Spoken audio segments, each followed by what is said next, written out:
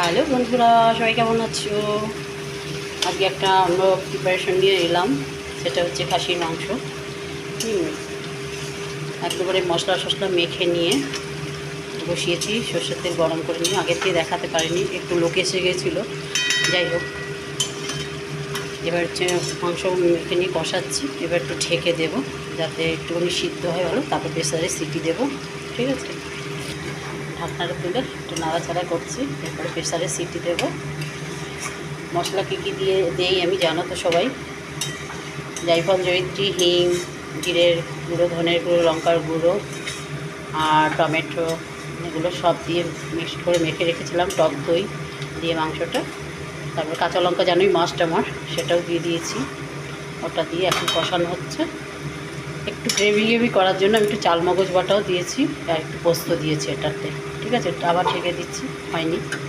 তারপরে তোমার প্রেসার আলুটাকে ছেড়ে দিলাম, ভেজে রেখেছিলাম আলুটা, ওটাকে দিয়ে ভালো করে যত সুন্দর কষানো তত একটু টেস্ট বেশি, তাই না? আমাদের জাস্ট একটু মাংসটা একটু ভালো করে সেদ্ধ হওয়ার জন্য প্রেসারে খালি জাস্ট দেবো। এই মাংসটা তোমার এই কড়াইয়ের মধ্যেই করে নিচ্ছি ঠিক মতন।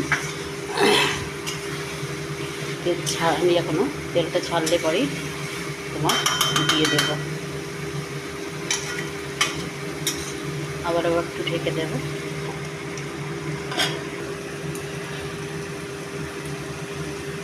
দেখো তেলটা ছেড়ে গেছে, এখন আমি প্রেসারে সিটি দেবো। ঠিক আছে, মাংস এক প্রকার হয়েই গেছে, একটু নরমের জন্য একটুখানি প্রেসারে সিটি দেবো।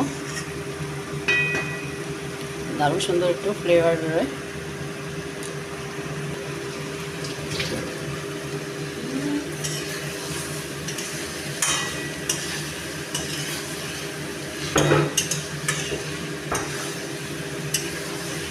এবার প্রেসার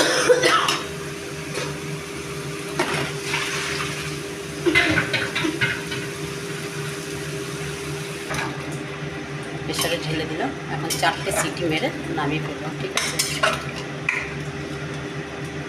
বন্ধুরা, সবাই কিন্তু খাবার পাতে লেবু খেতে ভুলো না, আর একটা ফল অন্তত রেখো, আর জল খাবে বেশি করে, এটা কিন্তু ভুলো না একদম। ঠিক আছে, এবার ফুটে উঠলে সিটিটা